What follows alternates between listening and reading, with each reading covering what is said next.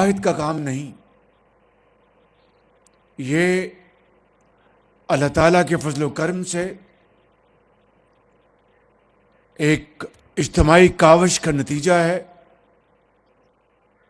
آپ کو یہاں پر احسن اقبال صاحب نے بڑی تفصیل سے ہماری معیشت کے بارے میں بتایا اور اڑان پاکستان کے بارے میں بتایا۔ ابھی فائنانس منسٹر صاحب نے اختصار کے ساتھ اس سفر کی رویداد بیان کی، تو میں ان تمام معاملات کو یہاں پر دہراؤں گا نہیں، صرف چند واقعات آپ کو سنانا چاہتا ہوں۔ یہ جون 2023 کی بات ہے کہ پیرس میں ایک کانفرنس تھی اور ہمارا جو IMF کا پروگرام تھا وہ ہچکولے کھا رہا تھا، کیونکہ ان کی جو شرائط تھیں وہ بڑی کڑی تھیں۔ ملک کے اندر مہنگائی کا ایک طوفان تھا۔ اس مہنگائی کے اس طوفان اور بوجھ کو جس طرح عام آدمی نے برداشت کیا پاکستان کے طول و عرض میں، اور جو مشکلات انہوں نے برداشت کی، میں ان کو سلام کرتا ہوں کہ آج ان مشکلات کے بغیر ہم یہاں پر نہ پہنچتے۔ تو میں کہہ یہ رہا تھا کہ وہاں پر IMF کی MD سے جب میٹنگ ہوئی تو انہوں نے کہا کہ وزیر اعظم اب ٹائم گزر گیا ہے، اب بالکل جون کے اینڈ میں صرف چند دن رہ گئے ہیں، تو اب شاید یہ ممکن نہیں ہے۔ تو میں نے اپنے حوصلے کو انٹیکٹ رکھا اور ان سے کہا کہ کیا معاملہ بتائیے کہ آپ کیوں مشکل پا رہی ہیں؟ کہ دیکھیں آپ کا جو ایکسٹرنل گیپ یہ ہے، ہم نے اسلامک ڈیولپمنٹ بینک سے بات کی کہ پاکستان کو $1 بلین چاہیے، تو انہوں نے کہا کہ ہمارے لیے ممکن نہیں ہے۔ تو میں نے کہا اچھا اور کیا مسئلہ ہے؟ انہوں نے کہا جی کہ یہ آپ نے جو شرائط آپ کو اگر قبول نہیں تو یہ ممکن نہیں۔ میں نے وہیں سے جناب اسحاق ڈار صاحب کو فون کیا، وہ فائنانس منسٹر تھے، اور میں نے کہا کہ یہ ہمیں چیزیں کرنی ہیں۔ انہوں نے کہا جناب یہ کمٹمنٹ کس طرح آنر ہوگی؟ میں نے کہا یہ میری ذمہ داری ہے، آپ اس کو کریں۔ انہوں نے مہربانی کی، اسمبلی میں گئے، بجٹ میں جو ترامیم تھی وہ پیش کی۔ اگلے دن مجھے جو MD تھے اسلامک ڈیولپمنٹ بینک کے، بہت پاکستان کے دوست، بڑی محبت کرنے والے، میں پچھلے دنوں آئے بھی تھے، تو ان سے میں نے بات کی۔ ان سے بات کرنے کے بعد میں گیا کانفرنس میں، تو وہاں پر IMF کی MD مجھے مل گئی، کہنے کہ اسلامک ڈیولپمنٹ بینک نے $1 بلین اپروو کر دیا کہ ہم پاکستان کو دیں گے، آپ یہ پروگرام اپروو کریں۔ اور پاکستان اس طرح ڈیفالٹ سے بچ گیا۔ تو یہ اللہ تعالیٰ کا فضل و کرم، ہماری قوم کی دعائیں اور ٹیم کی شبانہ روز محنت کے ساتھ۔ فاسٹ فارورڈ، اس حکومت میں آنے کے بعد ستمبر میں ہمارا IMF کے ساتھ 3 سالہ پروگرام طے ہوا $7 ارب کا۔ اس میں جناب محترم فائنانس منسٹر کی بے پناہ اس میں کاوشیں شامل ہیں، فائنانس سیکرٹری کی، FBR کی، تمام متعلقہ اداروں کی، اور پلاننگ کمیشن کی، پلاننگ منسٹر کی، ہمارے DPM، ان سب کی مشترکہ کاوشوں سے ہمارا ستمبر میں IMF کا پروگرام طے ہوا۔ اس کے نتیجے میں یقیناً سیلریڈ کلاس کو بڑا ٹیکس برداشت کرنا پڑا، کوئی شک نہیں ہے۔ اور اگر آپ نے دیکھی یہ فگرز کہ 300 ارب روپے سیلریڈ کلاس نے ٹیکس ادا کیا ہے، they are probably the second largest segment which has contributed to nation building efforts and in the national exchequer۔ اب بتائیے کہ میرے یہاں پر بہت ہی قابل محنتی ہمارے سرمایہ کار، ایکسپورٹرز اور ٹیکس پیئرز بیٹھے ہیں، انڈیویجولی تو انہوں نے کمال کیا ہے، لیکن اجتماعی طور پر سیلریڈ کلاس نے 300 ارب روپے اگر انہوں نے کنٹریبیوٹ کیا ہے، تو میں سمجھتا ہوں کہ ان کو میں سلام پیش کرتا ہوں کہ یہ کوئی معمولی بات نہیں تھی۔ اور انہوں نے پاکستان کی اس معیشت کو دوبارہ پاؤں پہ کھڑا کرنے کے لیے اپنی بساط سے بڑھ کر انہوں نے کنٹریبیوٹ کیا ہے۔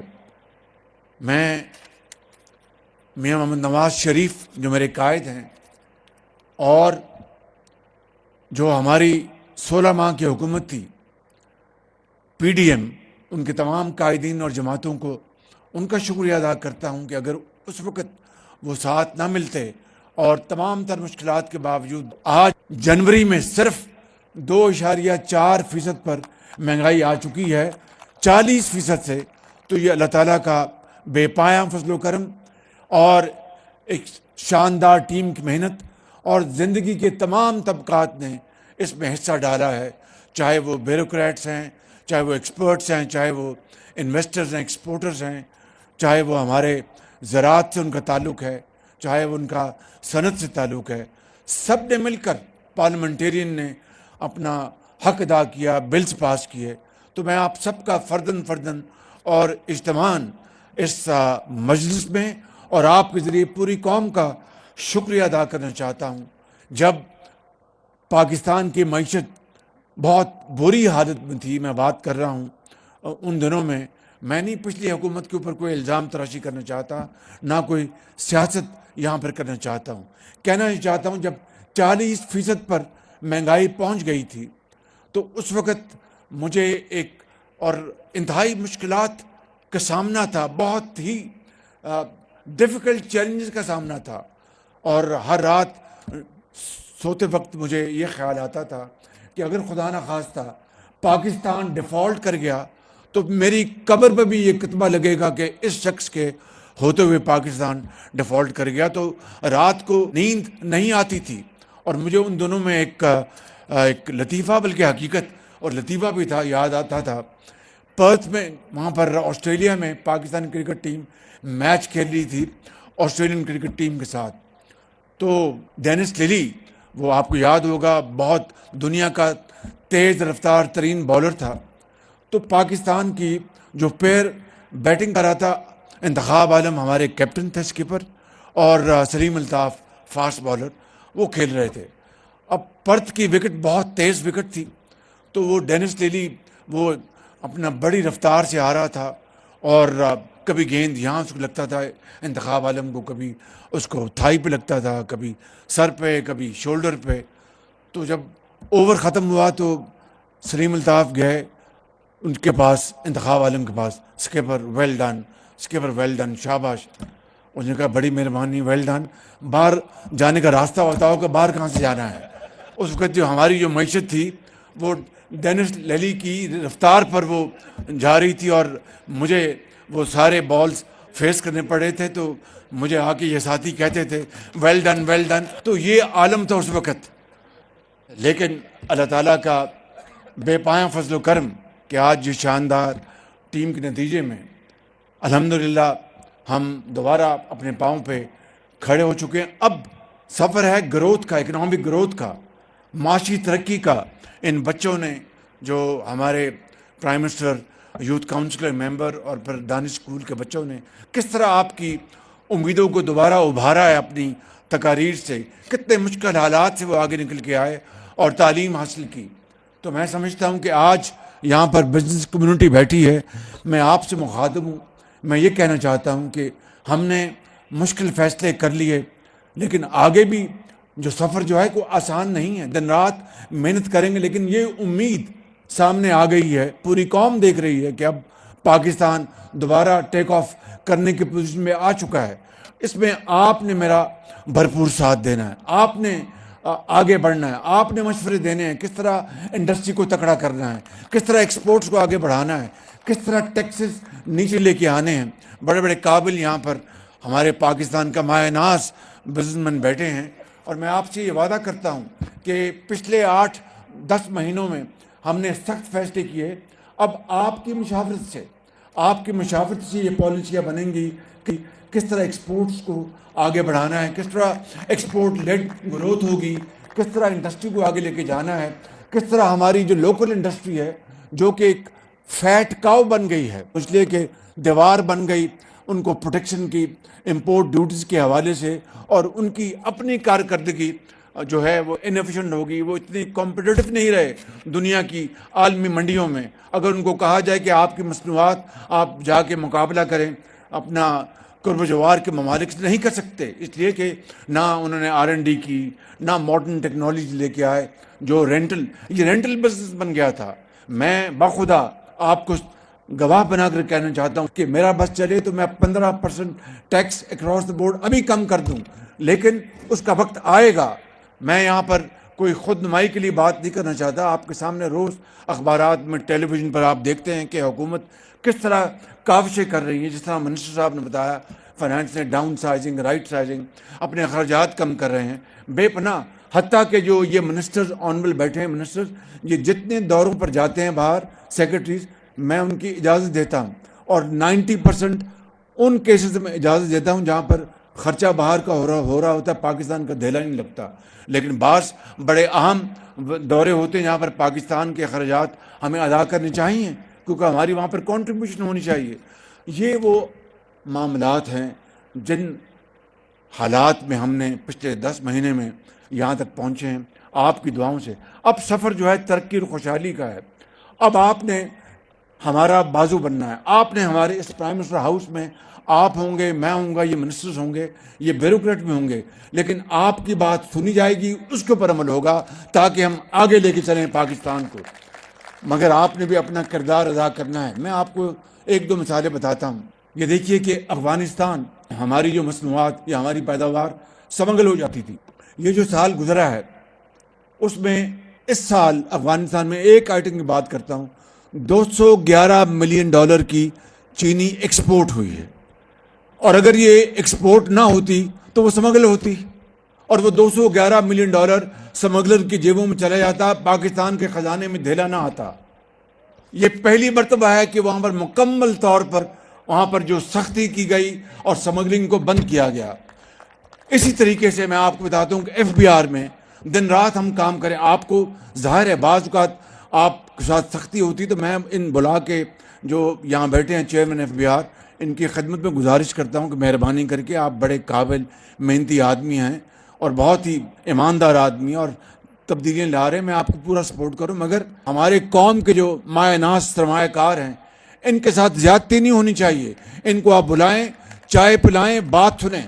آپ اگر کوئی، ان میں سے میجورٹی بہت اچھے لوگوں کی ہے، اگر کچھ کالی بھیڑیں ہیں تو آپ کو دل میں، دماغ میں پتہ ہونا چاہیے کہ یہ کالی بھیڑ ہے، ان کو آپ نے باقیوں کے ساتھ کھڑا نہیں کرنا۔ تو میں نے کہا کہ ان کی عزت کریں، یہ پاکستان کے لیے ڈالرز کماتے ہیں، یہ پاکستان کے لیے دن رات محنت کرتے ہیں، رسک لیتے ہیں، خطرات مول لیتے ہیں۔ دیکھیے کہ اب ہم جا رہے ہیں میسو پرائیویٹائزیشن کی طرف۔ گورنمنٹ کا کام نہیں کہ ہم اپنا کاروبار کریں، کاروبار آپ نے کرنا ہے۔ یہ PIA ہو اور دوسری تمام جو ہمارے جو SOEs ہیں، وہ ہم نے آپ کے حوالے کرنے اور آپ نے ان کو چلانا ہے، چلا کر کمانا ہے، اور پاکستان کو اقوام عالم میں عظیم بنانا ہے۔ تو میں آپ کو ختاماً یہ کہنا چاہتا ہوں کہ خود نمائی کے بغیر کہ ہم اللہ تعالیٰ کے فضل و کرم سے شبانہ روز محنت کر رہے ہیں، اور آپ کے مشاورت کے مطابق انشاءاللہ ہم چلیں گے۔ جہاں پر اگر کوئی آپ کو غلطی نظر آئے تو ہمیں تنبیہ کیجیے، ہمیں بتائیے گا کہ جناب آپ یہاں پر غلط ہیں، ہم انشاءاللہ اس کی تصحیح کریں گے، غلطی کو دور کریں گے۔ وہ یاد کریں زمانہ نواز شریف کے دور میں 1990 کی دہائی میں، جب روپیہ پاکستان کا ہندوستان کی کرنسی کے مقابلے میں بہت مضبوط تھا، اور ہماری ہندوستان کی جو اکنامک جو کمپٹیشن تھا وہ سب ہر جگہ ذکر ہوتا تھا۔ بہرحال مایوس ہونے کی قطعاً کوئی بات نہیں ہے، میرا دل گواہی دیتا ہے کہ انشاءاللہ ہم محنت کریں گے تو پاکستان کو ہم عظیم بنائیں گے۔ دیکھیے ایک طرف دہشت گردی کا دن رات ہمارے جوان کوئٹہ میں، کلات میں، ساؤتھ وزیرستان میں روز دہشت گردوں کا وہاں پر مقابلہ ہو رہا ہے۔ 2018 کے بعد آپ نے دیکھا کہ دہشت گردی کا خاتمہ ہو چکا تھا، لیکن پھر بدقسمتی سے وہ لوگ دوبارہ یہاں پر آ گئے۔ میں اس میں نہیں جا رہا، آپ اچھی طرح جانتے ہیں۔ لیکن آج مجھے بتائیے کہ جب دہشت گردی مکمل طور پر ختم ہو گئی تھی 2018 میں، تو کیا وجہ ہے کہ آج دوبارہ دہشت گردی دوبارہ یہاں پر سامنے آ رہی ہے؟ کیا وجہ ہے؟ یہ سوال پوری قوم کو، ایک چپتا ہوا سوال جس کا جواب ہمیں دینا ہے کہ ان 80,000 جوانوں کی، ماؤں کی، بیٹوں اور بیٹیوں کی قربانیوں سے جب دہشت گردی کا خاتمہ ہو چکا اور پاکستان کو دنیا میں پاکستان نے اپنا لوہا منوایا کہ اتنی عظیم قربانیوں کے بعد دہشت گردی کا خاتمہ ہو چکا، یہ دہشت گردی کیوں آئی؟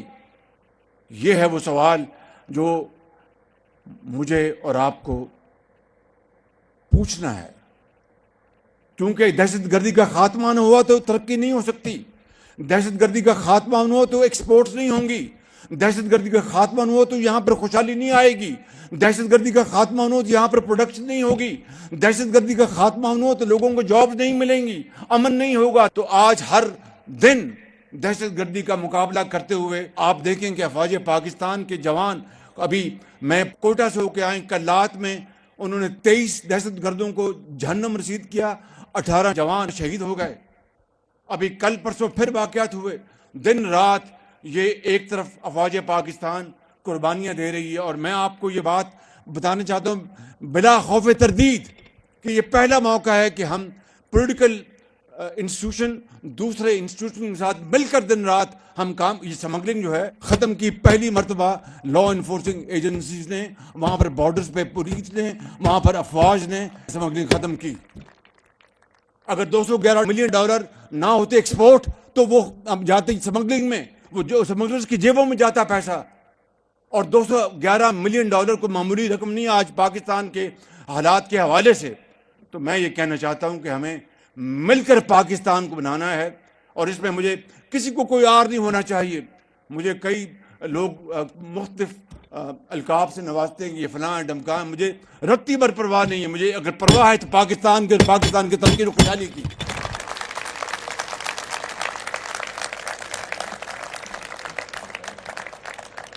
تو میرے بزرگوں، بھائیوں اور نوجوان ساتھیوں، یہ حالات ہیں، آپ کی امنگیں توانا ہیں، جواں ہیں، انشاءاللہ یہ ملک بہت وقت ہم نے ضائع کیا، اور میں اب کسی اور بات پر نہیں جاننا چاہتا۔ ملک کو اس وقت ضرورت ہے اسٹیبلٹی کی، ملک کو امن کی ضرورت ہے، ملک کو اس وقت بھائی چارے کی ضرورت ہے، ملک کو اس وقت خوشحالی کی ضرورت ہے، معاشی ترقی کی ضرورت ہے۔ اب دیکھیے کہ ابھی 4 دن پہلے سعودی عرب کا ڈیلیگیشن آیا، $1.2 بلین کی تیل کی انہوں نے ہمیں فیسلٹی دی۔ کاش کہ یہ ہم سرمایہ کاری کریں، مگر ان کو وہ ماحول ملے گا تو وہ پیسہ لگائیں گے بالکل، اور ماحول انشاءاللہ مہیا کرنے کے لیے ہم دن رات کوشش کر رہے ہیں۔ 12% پر یہاں پر آپ کا پالیسی ریٹ آ گیا ہے، کائبور 11% پہ آ چکا ہے، تو یہ کوئی معمولی بات نہیں کہ 100% آپ کی پالیسی ریٹ نیچے آیا ہے۔ اور اسی طریقے سے آپ کی جو ایز آف بزنس کے لیے ہم دن رات کاوشیں کر رہے ہیں۔ تو میں سمجھتا ہوں کہ آج بطور ایک پاکستانی میرا فرض ہے آپ کو بتانا، آپ اس کو مانیں یا نہ مانیں، یہ آپ کا اپنا فیصلہ ہے کہ یہ پہلی مرتبہ ہے کہ ایک سیاسی حکومت اداروں کے ساتھ مل کر کام کر رہی ہے، اور کوئی پرسنل کریڈٹ کی بات نہیں، بخدا کوئی پرسنل کریڈٹ کی بات نہیں۔ میں تو سمجھتا ہوں کہ اس عمر میں آپ شاید یہاں پر جو بیٹھا مجمع سب سے بڑا عمر میں ہوں گا، تو میں یہ کہنا چاہتا ہوں کہ اس عمر میں اگر میری کوئی خواہش ہے تو وہ یہ ہے کہ میں چھوٹی موٹی خدمت کر دوں، کوئی لیگیسی بن جائے، پاکستان چل پڑے اپنے اس ترقی کے سفر کی طرف، اور لوگ کہیں کہ ہاں بھی ایک حکومت آئی تھی، ایک خادم آیا تھا جس نے مل کر ایک پاکستان کو دوبارہ پٹری پہ چڑھا دیا۔ اس سے بڑی بات، اس سے بڑی اور خوشی میرے لیے کوئی اور ہو نہیں سکتی۔ اور مجھے یقین ہے کہ اس قوم کے اندر اللہ تعالیٰ نے اتنی استعداد بخشی ہے، اتنی قوت بخشی ہے آپ میں کہ جس کا حد و حساب نہیں، اور اگر آپ اس کو کنورٹ کر دیں، چینلائز کر دیں شبانہ روز محنت میں، تو خدا کی قسم پاکستان چند سالوں میں اس جو ہمارا مشرقی ہمسایہ ہے اس کو بھی بہت پیچھے چھوڑ کر آگے نکل جائے گا۔ مگر اس کے لیے ہمیں کیا کرنا ہے وہ میں آپ کو یہاں پر بتانا چاہتا ہوں۔ ایک انڈسٹری کو ہمیں، پاکستان کی انڈسٹری کو دوبارہ توانا کرنا ہے، ایکسپورٹس کو ہم نے بڑھانا ہے، آئی ٹی لیڈ ایکسپورٹ بہت، اس میں بہت پوٹینشل ہے۔ آپ کی جو کنونشنل آپ کے جو ہیں ٹیکسٹائل، لیدر، اس کے علاوہ جو I T is now playing a very important role. ہماری زراعت کو ہم نے جس طرح بتایا انہوں نے کہ 1000 بچے ہم اپنے خرچے پہ چین بھجوا رہے ہیں، جہاں پر وہ ماڈرن ٹیکنالوجی سیکھ کے آئیں گے۔ 2 لاکھ بچے ہواوے نے وعدہ کیا ہے کہ وہاں آپ کے ٹرین کریں گے آئی ٹی میں۔ AI کا زمانہ ہے، تو میں سمجھتا ہوں کہ اسکائی از دا لمٹ. تو اس کے لیے اگر آپ مہربانی کر کے اگر آپ تیار ہوں، اور مجھے پتہ ہے آپ تیار ہیں، آپ کو وہ ماحول چاہیے، اس کے لیے انشاءاللہ ہم مل کر آپ کے ساتھ کام کریں گے اور پاکستان کو انشاءاللہ ہم عظیم بنائیں گے. میں آپ سب کا ایک مرتبہ پھر شکریہ ادا کرتے ہوئے ان اشعار کے اوپر اپنی بات میں ختم کروں گا. جب اپنا قافلہ عزم و یقین سے نکلے گا، جہاں سے چاہیں گے رستہ وہیں سے نکلے گا. اے وطن کی مٹی مجھے ایڑیاں رگڑنے دے، مجھے یقین ہے چشمہ یہیں سے نکلے گا. پاکستان پائندہ باد. تعمیر و ترقی کا 1 سال مکمل. وزیر اعظم شہباز شریف تقریب سے خطاب کر رہے تھے. ان کا کہنا ہے کہ پاکستان دوبارہ اپنے پاؤں پر کھڑا ہو چکا، مشکل فیصلے کر لیے، آگے بھی سفر آسان نہیں ہے. تنخواہ دار طبقے نے 300 ارب روپے کا ٹیکس دیا. وزیر اعظم نے کہا کہ تنخواہ دار طبقے نے اپنی استطاعت سے بڑھ کر ٹیکس دیا. کاروباری طبقے کی مشاورت سے پالیسیز طے کریں گے. میرا بس چلے تو فوری ٹیکس 15% کم کر دوں. حکومت کفایت جاری کی پالیسی پر سختی سے گامزن ہے.